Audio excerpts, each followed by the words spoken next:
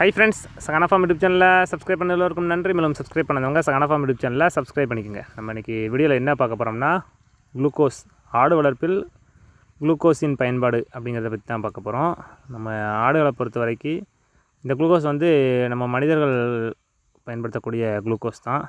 இது நம்ம வந்து எப்போதுமே பண்ணையில் 2 அல்லது 4 பாக்கெட் வாங்கி வச்சுக்கிருவோம். எதுக்காகன்னு பார்த்திங்கன்னா, நம்ம பெட்ட குரால் வந்து பார்த்துக்கிட்டிங்கன்னா, நம்ம கழிச்சல் அதிகமாக இருந்துச்சுன்னு சொல்லியிருந்தோம். அந்த கழிச்சல் நம்ம கண்ட்ரோல் பண்ணோம்.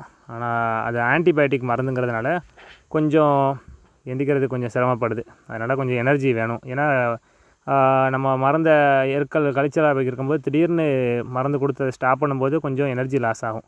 அந்த காரணத்துக்காண்டி இப்போ நம்ம வந்து ஆரம்பத்தில் கழிச்சலாக போதுன்னு சொல்லியிருந்தோம். இப்போ பாருங்கள் இந்தளவுக்கு புழுக்கையாக மாறிடுச்சு. ஓரளவுக்கு கண்ட்ரோல் பண்ணியாச்சு. ஆனால் உடம்புல வந்து நிற்கிறதுக்கான சக்தி கொஞ்சம் இல்லாத காரணத்தினால நம்ம வந்து குளுக்கோஸ் இணைந்திருக்கோம். இந்த ஸ்பூன்கிட்ட ஒரு 3 ஸ்பூன் குளுக்கோஸ் போட்டிருக்கோம் இந்த கப்பில்.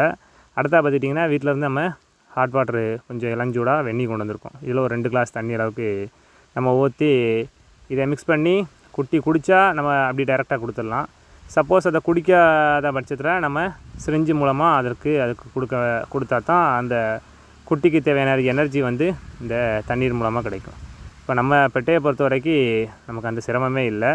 நம்ம டப்பாவில் ஊற்றி வச்ச உடனே அதுவே கம்ப்ளீட்டாக எல்லாத்தையுமே குடிச்சிருச்சு. ஏன்னா நம்ம வந்து கழிச்சலை வந்து ஒரு அளவுக்கு மேலே கண்ட்ரோல் பண்ண முடியலைன்னா அது இறப்பில் முடிகிற அளவுக்கு சான்ஸ்